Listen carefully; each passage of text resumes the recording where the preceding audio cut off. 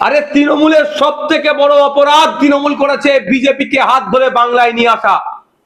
জাতীয় সঙ্গীত আমাদের মাদ্রাসাতে বলুন, স্কুলে বলুন, আমরা প্রত্যেকদিন আমরা সেখানে পাঠ করি, কিন্তু বন্দে মাতরম যেটা আছে সের মধ্যে বেশ কিছু শব্দ এমন আছে যেটা ইসলাম ধর্মের যে ধর্মীয় বিশ্বাসে আঘাত লাগবে বা হিন্দু ধর্মে ছাড়া অন্য ধর্মীয় বিশ্বাসে আঘাত লাগবে, সেটা নিয়ে সুপ্রিম কোর্ট পর্যন্ত হয়েছিল। সুপ্রিম কোর্ট গাইডলাইন দিয়েছে। আমি বলবো জোর করে চাপিয়ে দেওয়া হচ্ছে অসাংবিধানিক কাজ, এটা গণতন্ত্রের পরিপন্থী। হ্যাঁ, রিকোয়েস্ট করা যেতে পারে যে আপনি এটা চালাতে পারেন, যেটা কেন্দ্র সরকারের স্বরাষ্ট্র দপ্তরের নোটিফিকেশন ছিল। এখন একদিন অন স্টেপ এগিয়ে গিয়ে এ কথা বলছে। তবে বলি একটা কথা, সুপ্রিম কোর্টের তাহলে এই অর্ডারটাকে রাজ্য সরকার মানছে না। আমরাও টিচার্স যারা আছেন, যে সংগঠনগুলো আছে তাদের সাথে কথা বলছি, যদি এটা জোর জবরদস্তি করা হয়, চাপিয়ে দেওয়া হয়, অসাংবিধানিক কার্যকলাপ করা হয়, একটা নির্দিষ্ট ধর্মীয় কিছু রীতিনীতি বা শ্লোক অন্য ধর্মের উপরে চাপিয়ে দেওয়া হয়, এটা সংবিধান বহির্ভূত। এটাকে চ্যালেঞ্জ করা হবে, আইনের মাধ্যমে এটাকে রোখা হবে। দেখুন, ব্যাপারটা হচ্ছে মুসলিমদেরকে টাইট দিতে গিয়ে আমাদের সমাজের হিন্দু ভাইরাও আজকে আর্থিক বিপর্যয়ের মধ্যে পড়ছে। গরু পালন, বড় করা, 3 বছর 4 বছর ধরে পালন করার পরে, বড় করার পরে বিক্রি করে, ঈদ আসলে, কোরবানি আসলে বিক্রি করে, একটা দাম পাই। এমনও ঘটনা আছে গরুগুলোকে বিক্রি করার পরে মেয়ের বিবাহ বা বাড়ি তৈরি করে 1.5 লাখ 2 লাখ টাকা তো অনেক গরু বিক্রি করে, সেখানে আজকে তারা আতঙ্কের মধ্যে আছে। কারণ কি? সরকার এখন যে আইনটাকে ক্যারি ফরওয়ার্ড করছে, বিগত দিনের আইন এটা 1950-এর, তারপরে 2018-এর একটা মামলা ছিল, 2018 থেকে 2026 কেউ সেটাকে সেভাবে কর্ণপাত করেনি।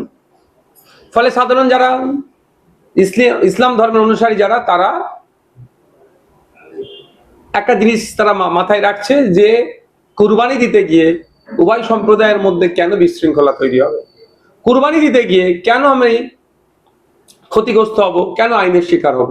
সেজন্য তারা এ থেকে দূরে সরে আছে যে গরুকে কুরবানি দেব না, গরুর পরিবর্তে যেগুলো আছে সেগুলো দেব। এখানে আর্থিক বিপর্যয়ের সম্মুখীন হতে হচ্ছে সাধারণ মানুষকে, আর সাধারণ মানুষের মধ্যে হিন্দু সমাজের গরিব সংখ্যাটাই সব থেকে বেশি যারা গোপালন করে। আমি ওই যে আইন আছে, আইনের 12 নম্বর সেকশনে বলা আছে রাজ্য সরকার যদি চায় ধর্মীয় পারপাসে, চিকিৎসার ক্ষেত্রে, গবেষণার ক্ষেত্রে এগুলো পশু হত্যাকে, পশু জবাকে ছাড় দিতে পারে। সেই জায়গাটা উল্লেখ করে আমি রাজ্য সরকারকে চিঠি করেছিলাম, এবং দেখলেন তো গতকালকেও বেশ কয়েকটা মামলা হয়েছে। মামলাতে কোর্ট 24 ঘন্টা টাইম দিয়েছিল, এখন কি আপডেট আছে আমি বলতে পারছি না। রাজ্য সরকারের উপরই 12 নম্বর সেকশনটা রাজ্য সরকারের উপরে ছেড়ে দেওয়ার কথা বলেছে। তো এখন দেখার বিষয় রাজ্য সরকার কি পদক্ষেপ নেয়। মুসলমানদেরকে সত্যি টাইট করবেন, যে টাইট করার নামে হিন্দু ভাইদেরকেও বকলমে টাইট করবেন, না একদিকে যেমন ফান্ডামেন্টাল রাইটস এর মধ্যে রিলিজিয়াস যেটা আছে, ধর্মচরণের যে স্বাধীনতা আছে সেটা সঠিকভাবে করতে দেবে, সেটা এখন সময় কথা বলবো। অবশ্যই প্রোটেস্ট করা, প্রতিবাদ করা আমার ডেমোক্রেটিক রাইট, বাক স্বাধীনতা আমার ডেমোক্রেটিক রাইট, সেখানে কেউ হস্তক্ষেপ করতে পারে না। এখন দেখছি বিগত সরকারের যে জুতো পরে, মানে সেই জুতোতে এই নতুন সরকার পা গলাচ্ছে। বিগত সরকার একটা কার্টুন শেয়ার করার জন্য অম্বিকেশ বাবুকে জেল খাটালেন, মিথ্যা একাধিক মামলা দিলেন। সাংবাদিক শাসক বিরোধী একটু খবর হওয়ার জন্য তাকে আটকেছিলেন। আর সরকারি কর্মচারী মুখ খুললি ট্রান্সফার। নতুন সরকার এসে সেটাই করছে নাকি? আমরা বিরোধিতা করেছি, আমাদের পার্টির পক্ষ থেকে বিরোধিতা করা হয়েছে, যেগুলো মেনে নেওয়া যাবে না। সরকারি কর্মচারী থেকে শুরু করে প্রত্যেকটা মানুষের যে বাক স্বাধীনতা আছে সেটা হস্তক্ষেপ করা যাবে না। আরে তৃণমূলের সব থেকে বড় অপরাধ তৃণমূল করেছে বিজেপিকে হাত ধরে বাংলায় নিয়ে আসা। আজকে বিজেপি সরকার তৈরি হতো না, এই ফ্রন্টে নিয়েছে না লড়াই করার গল্প শোনালে। তৃণমূল বিজেপিকে ফ্রন্টে নিয়ে এসছে, আজ সব থেকে বড় অপরাধ। 80টার কিচ্ছু দাম নেই, 80 আর 0 সমান। কারণ দুর্নীতি করে দলটা এই পর্যন্ত পৌঁছে গিয়েছে, ভয়ে মুখ খুলতে পারছে না। গতকালকে দেখছিলাম শিয়ালদাতে কোনো একটা কারণে এই একটা প্রোটেস্ট করছে, হকারদেরকে নিয়ে প্রোটেস্ট করছে, পজিটিভ, আমার কাছে নেগেটিভ না পজিটিভ। সেখানে দেখলাম 3 জন মাত্র এমএলএ, যেই দলে 80টা এমএলএ 3 জন এমএলএ। শুধু তাই নয়, আর কর্মী সমর্থক মিলিয়ে 20টা থেকে 21টা হবে না। মানে বুঝতে পারছেন দলটা কি লেভেলে পৌঁছেছে। আমি বলেছিলাম 6 মাস যাবে না এই দল ক্ষমতা থেকে চলে গেলে পোস্টে আপনার ফ্ল্যাগ মাথার লোক পাওয়া যাবে না, বলেছিলাম অনেক আগে, দেবেন নতুন রেকর্ড খুঁজে বার করবেন, পেয়ে যাবেন আপনারা। আর সেই জায়গায় যাচ্ছে। আজকে দেখছিলাম বিরোধী দলনেতাকে মাটিতে বসে আছে, তার রুম দেয়নি বলে প্রতিবাদ করছে। পাপ কোনোদিন বাপকেও ছাড়ে না। আমাকে 5 বছর রুম দেয়নি বিধানসভার মধ্যে। আমি কিন্তু ওই কাঁদা কাটা করার ছেলে নয়, মাটিতে বসিনি। হ্যাঁ, বসেছে, প্রোটেস্ট করতে পারে, নয় নওশাদ সিদ্দিকী আমাকে দেয়নি। আমি কারো মিডিয়ার সামনে কান্নাকাটি করছি নাকি? আমি চুপ ছিলাম। কোথাও লবিতে বসতাম, এখানে যে এখানে গিয়ে ওখানে গিয়ে বসতাম, আমি কাজ মিটিয়ে নিচ্ছি 5 বছর ধরে। বিধানসভাতে একটু আমি মানে আমার যতটা সমর্থ হয় সেখানে আমি আটকাইনি কিছু, মানে আমি চালিয়ে গেছি, আমার রুম দেয়নি বলে। আজকে দেখলাম কি রুমের জন্য তারা আন্দোলন করছে। হ্যাঁ, দেওয়া দরকার তাদেরকে, যে রুম দেয়নি এর আমি প্রতিবাদ করছি, দ্রুততার সাথে বিরোধী দলকে রুম দেওয়া দরকার, এটাও কিন্তু আমি বলছি। কিন্তু পাপ কেউ ছাড়ে না। নওশাদের সাথে কি করেছিল বিগত সরকার, তারাই রাস্তা বসছে। কিন্তু সেখানে থেকে যে 80 জনের মধ্যে কজন ছিল? 10 থেকে মনে হয় 12 জন। এই দলটা আর মনে হয় 6, মানে বিজেপি যতদিন চাইবে, এখনো বলছি আবার, বিজেপি যতদিন চাইবে পশ্চিমবাংলা তৃণমূল থাকুক ততদিনই থাকবে। আর বিজেপি যেই দিন বলবে যে না আমি আর তৃণমূলকে পশ্চিমবাংলা রাখবো না, সেই দিনই উঠে যাবে দলটা। পশ্চিমবাংলা থেকে টিএমসি মুছে ফেলার পিছনে নওশাদ সিদ্দিকী ও হুমায়ুন কবিরের হাত, কি বলবো? তো আমার এইটা নিয়ে আমার সাথে একটা আপনারা করুন, লাইভ করবেন, একটা দিন করুন, আপনারা চ্যানেল মিলে সাধারণ মানুষকে বার্তা দেবেন।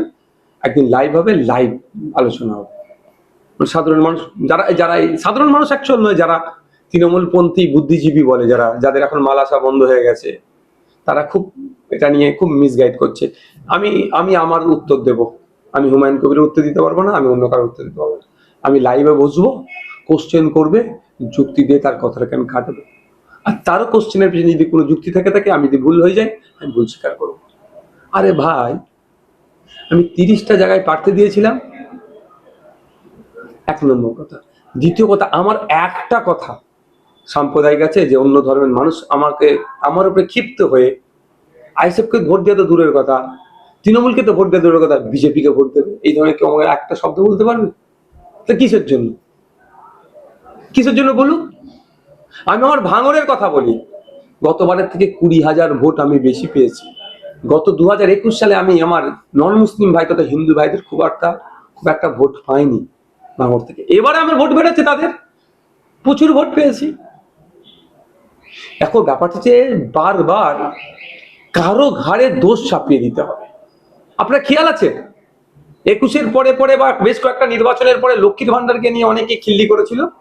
এই লক্ষ্মীর ভান্ডারের কাছে হেরে গেলাম। আমি নওশাদ সিদ্দিকী তখন প্রতিবাদ করেছিলাম, ভুল হচ্ছে, যারা লক্ষ্মীর ভান্ডার নাই সেটাকে নিয়ে আপনারা খিল্লি করবেন না, কারণ আমাদের মানুষের কাছে পৌঁছাতে পারিনি, মানুষের রাইট আমার কাছে আসেনি, অধিকার আমাকে দেয়নি, তো মিটে গেল।